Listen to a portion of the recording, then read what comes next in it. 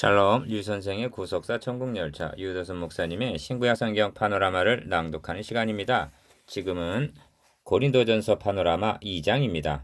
삼위일체 하나님의 사역인 구원궤.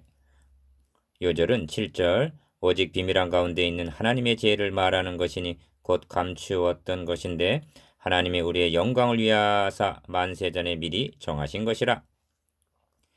이 장의 중심점은 도표 오른편에 나타난 대로 구원 계획이 삼위일체 하나님의 사역임을 드러내는 데 있습니다. 우리의 구원은 어떻게 해서 주어졌는가? 1. 예수 그리스도께서 십자가의 못 박히심으로 말미암아 가능하여졌음을 말씀합니다. 첫째 단원 2절, 8절, 1장 23절. 그런데 이것이 비밀한 가운데 있는 하나님의 지혜, 하나님의 정하심 7절, 하나님의 예비하심 9절, 하나님의 은혜 둘째 단원 12절이라고 말씀합니다. 3. 그리고 이 비밀을 성령으로 보이심 10절, 성령으로 알게 하심 12절, 성령으로 가르쳐 주신다고 셋째 단원 13절 말씀합니다. 이처럼 구원 계획은 성삼위 하나님의 사역입니다. 이는 1장 18절에서 십자가의 도가 멸망하는 자들에게는 미련한 것이요 구원을 얻는 우리에게는 하나님의 능력이라고 선언한 십자가의 도와 구원에 대한 상론이라 할 수가 있습니다. 이러한 복음을 전도할 때 말과 지혜의 아름다운 것으로 하지 않았다는 것은 1절 인간의 말과 지혜의 아름다운 것으로 전할 길이 없음을 인식했기 때문입니다. 그러면 무엇으로 했는가? 다만 성령의 나타남과 능력으로 하였다고 말씀합니다. 4절 왜 이렇게 해야만 하는가? 너희 믿음이 사람의 지혜에 있지 아니하고 다만 하나님의 능력에 있게 하려 하면서라고 말씀합니다. 5절 이를 세 단원으로 나누어 상고하겠습니다. 첫째 단원 2장 1절에서 5절 십자가에 못 박힌 그리스도, 둘째 단원 2장 6절에서 9절 감추었던 하나님의 비밀, 셋째 단원 2장 10절에서 16절 성령으로야 깨달을 수가 있음. 첫째 단원 1절에서 5절 십자가에 못 박히신 그리스도. 형제들아 내가 너희에게 나아가 하나님의 증거를 전할 때 말과 지혜의 아름다운 것으로 아니하였나니 1절 1. 첫째 단원의 중심점은 하나님의 증거 1절 즉 전도에 있습니다. 4절 형제들아 내가 너희에게 나아가 하나님의 증거를 전할 때 합니다. 1절 상반절 바울은 약 5년 전 2차 선교 여행 때 아덴을 떠나 고린도에 이르러 복음을 전했습니다. 사도행전 18장 1절 그런데 어찌하여 하나님의 증거라 말하는가? 1장 6절에서는 그리스도의 증거라고 말씀합니다.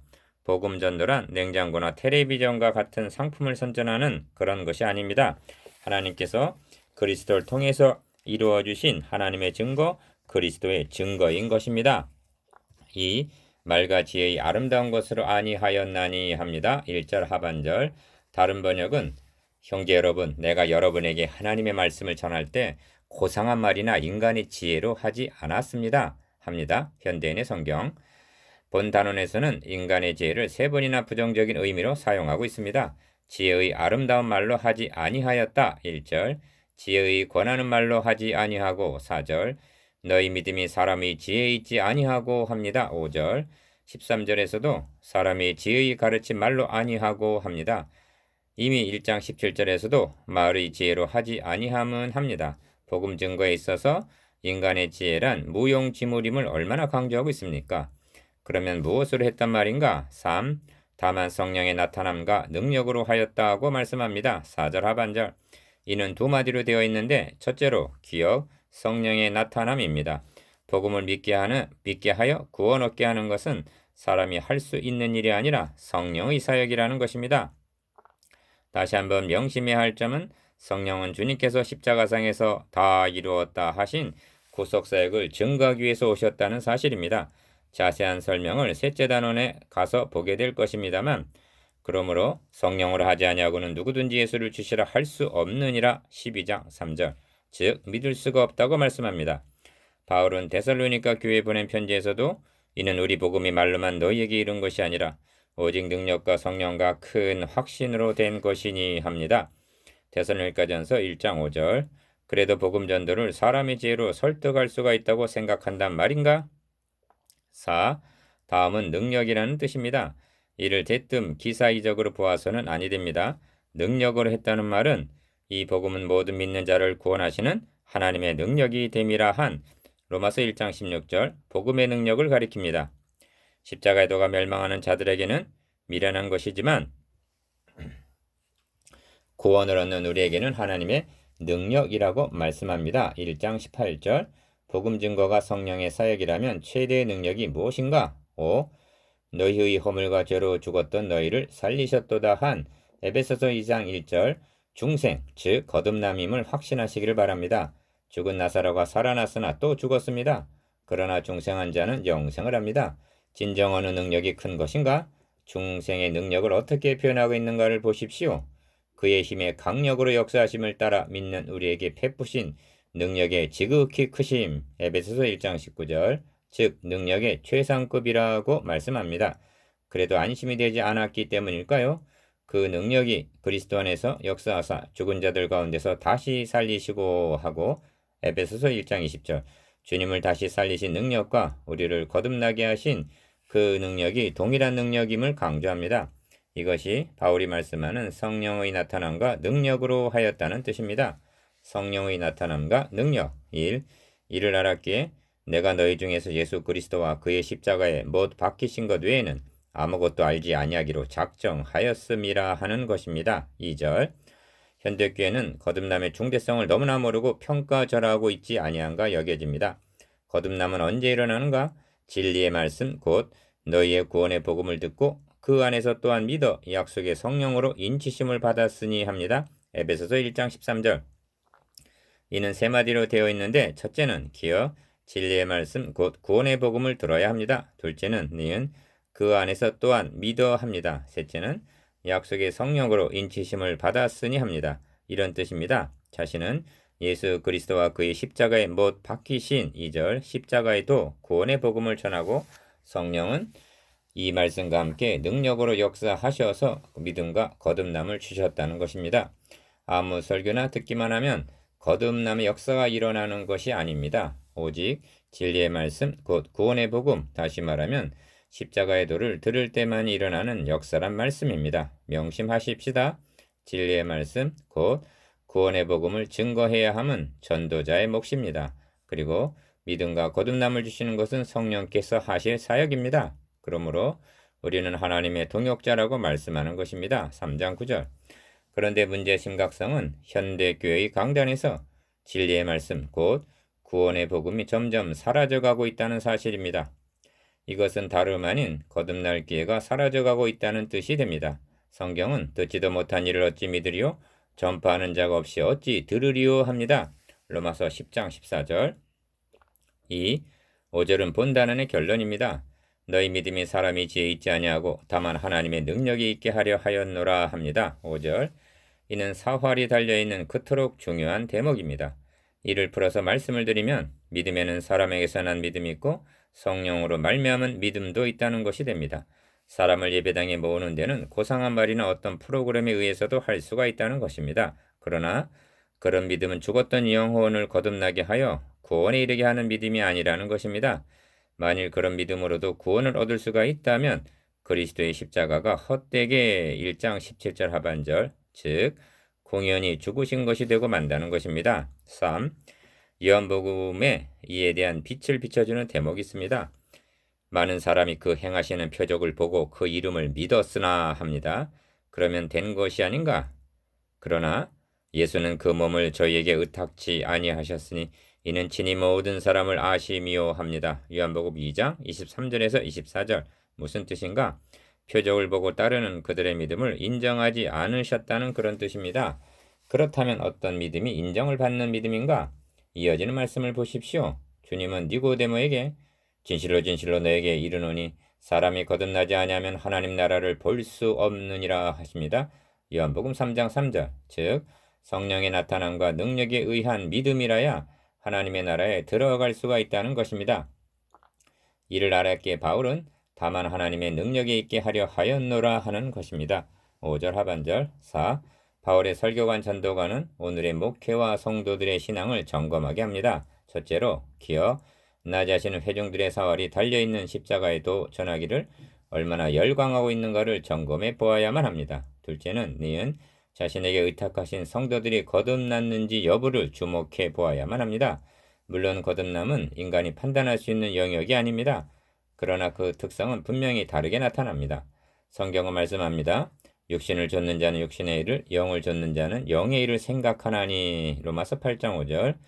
그의 생각이 영, 육 어느 쪽에 기울어져 있는가가 나타난다는 말씀입니다. 마치 에서와 야곱의 특성이 다르게 나타나듯 말입니다. 바울은 3장 10절에서 어떻게 세우기를 조심할지니라 경고하고 있는데, 건축에 있어서 하자보수와 부실공사는 전혀 다른 차원입니다. 삼풍백화점이 무너지고 성수대교가 주저앉게 된 원인은 부실공사입니다.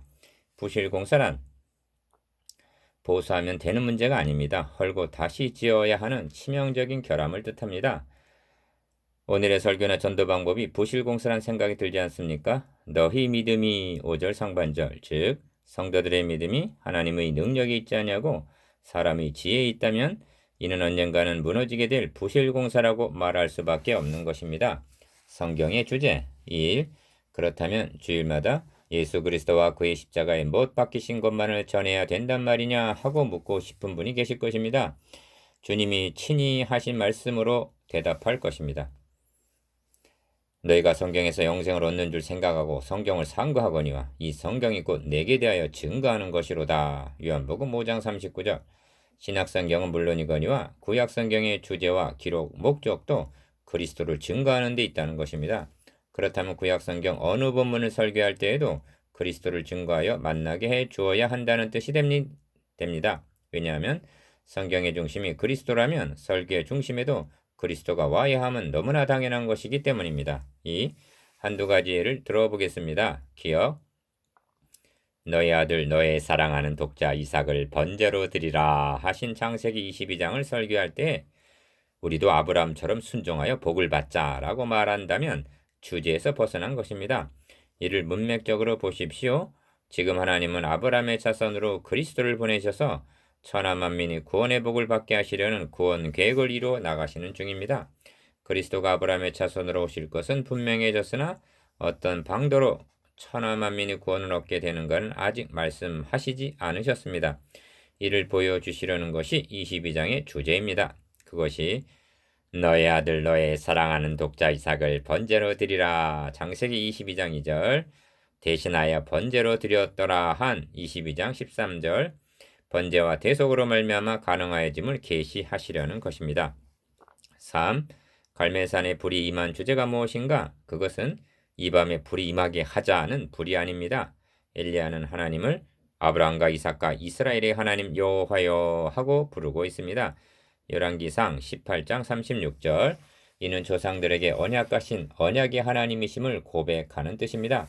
아브라함, 이삭, 야곱에게 언약하신 바가 무엇인가? 메시아 언약입니다. 그런데 이스라엘은 이를 버리고 바알을 섬겼던 것입니다. 하나님은 저희의 마음이 돌아오기를 원하시는 것입니다. 열왕기상 18장 37절. 왜냐하면 여기에 구원이 있기 때문입니다. 4. 복음서를 설계할 때 어떻게 해야만 되는가? 복음이란 기억, 그리스도가 탄생하신 1장으로부터 시작하여 니은 3년의 공생애와 디귿 죽으시고 다시 사신 마지막 장까지가 합하여 한 편의 복음임을 명심해야만 합니다. 그러므로 어느 부분을 설교하든지 주어진 본문이 전체 문맥에서 어떤 의미가 있는가를 놓치지를 말아야만 하는 것입니다. 즉 복음서는 점들의 집합제가 아니라 하나의 선이라는 말씀입니다. 이 선을 무시하고 거두절미하기 때문에 복음이 교훈, 병고침, 축복 등으로 둔갑을 하게 되는 것입니다. 이 말은 교훈이나 축복을 전해서는 안 된다는 뜻이 아닙니다. 주객이 전도되어서는 아니 된다는 말씀입니다. 그런데 그리스도의 증인으로 세움받은 설교자들이 축복이나 부름 보면서 어찌하여 그리스도와 그의 십자가에 못 박히심은 보지를 못한단 말인가? 그렇게 한다면 그것은 부실공사가 될 수밖에 없다는 말씀입니다. 둘째 단원 6절에서 9절. 감추었던 하나님의 비밀. 그러나 우리가 온전한 자들 중에서 지혜를 말하노니 이는 이 세상의 지혜가 아니요 또 이 세상에 없어질 관원의 지혜도 아니요. 6절. 1. 둘째 단원의 중심점은 만세전에 미리 정하신 7절 하나님의 구원 계획이 있습니다. 본 단어는 기억 그러나 하고 6절 상반절 시작이 됩니다. 이는 이제까지 한 말을 뒤집는 뜻이 있습니다. 바울은 이제까지 지혜의 권하는 말로 하지 아니했다 하고 지혜를 쓸데없는 양 부정적으로 말했습니다. 그런데 바울이 부정한 것은 이 세상의 지혜이지 6절 하나님의 지혜는 아니었던 것입니다. 7절 니은 그러나 우리가 온전한 자들 중에서 지혜를 말하노니 합니다. 6절 중반절 바울은 이렇게 말씀하고 있는 셈입니다. 지혜를 알고 싶은가? 그렇다면 하나님의 지혜를 말하리라. 어찌하여 없어질 관원의 지혜라고 말하는가? 본질적인 문제에 해답을 주지 못하기 때문입니다. 참 지혜란 죄와 사망을 해결해주고 하나님 앞으로 돌아가는 것이 어떻게 해서 가능하여지는가에 해답을 줄 수 있어야만 하는 것입니다.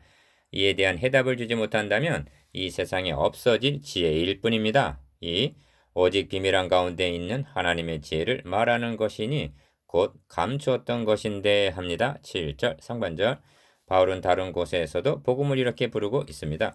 골로새서에서는 이 비밀은 만세와 만대로부터 오므로 감추었던 것인데 이제는 그의 성도들에게 나타났고 합니다. 골로새서 1장 26절 에베소서에서는 영원부터 만물을 창조하신 하나님 속에 감추었던 비밀의 경륜이라고 말씀합니다. 에베소서 3장 9절 이것이 우리가 그렇게도 쉽게 말하는 복음입니다. 비밀의 경륜이라 했는데 경륜이란 어떤 일을 계획하여 조직적으로 이루어 나가는 것을 뜻합니다.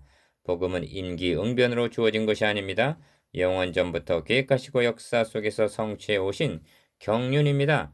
그래서 복음을 하나님의 지혜라 말씀하는 것입니다. 3. 그렇다면 누구를 위해서 이처럼 비밀한 가운데 감춰 두셨단 말인가?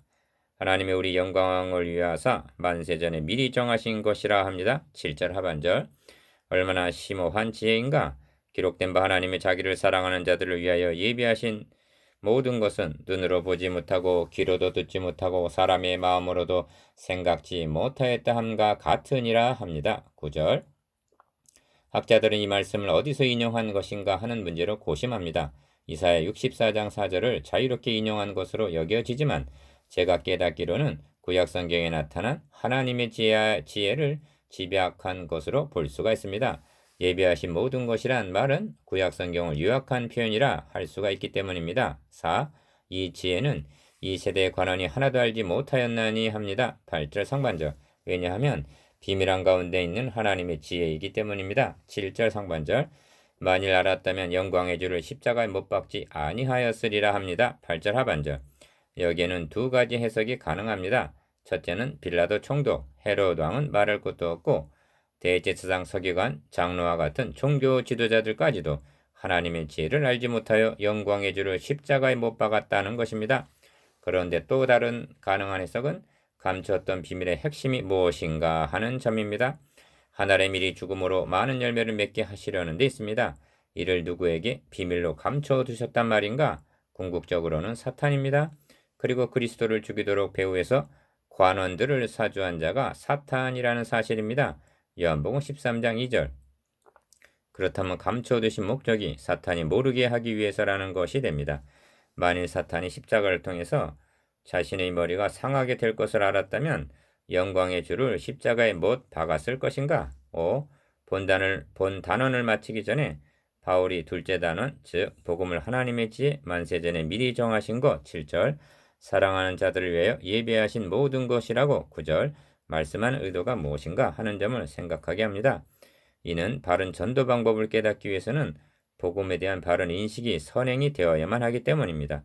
복음을 섣분짜리 싸구려로 생각하기 때문에 전하는 방법도 개그맨처럼 전하게 된다는 말씀입니다. 복음의 영광스러움도 모르고 전하는 방법도 잘못하고 있다면 이를 듣는 자들이 하나님이 자기를 사랑하시는 자들을 위하여 예비하신 모든 것을 어찌할 수 있겠는가? 셋째 단은 10절에서 16절 성령으로야 깨달을 수가 있음. 오직 하나님이 성령으로 이것을 우리에게 보이셨나니 성령은 하나님의 깊은 것이라도 통달하시느니라. 10절 1. 셋째 단원의 핵심은 성령입니다. 성령이 4번, 하나님의 영이 2번, 도합 6번이나 등장합니다. 어찌하여 바울은 전도할 때 지혜의 말로 하지 아니하고 성령만을 의지하였는가? 10절을 통해서는 긍정적으로, 11절을 통해서는 부정적인 표현으로 답변을 합니다. 먼저 긍정적으로 기억, 오직 하나님의 성령으로 이것을 우리에게 보이셨나니 10절 상반절 니은 성령은 하나님의 깊은 것이라도 통달하시느니라 합니다. 10절 하반절 성령으로 보이셨다. 즉 성령으로 하지 않고는 하나님의 지혜, 즉 복음을 깨달을 수가 없음을 알았기 때문이라는 것입니다. 그리고 부정적으로 설명하기를 사람의 사정을 사람의 속에 있는 영 외에는 누가 알리요? 이와 같이 하나님의 사정도 하나님의 영 외에는 아무도 알지 못하느니라 합니다. 11절.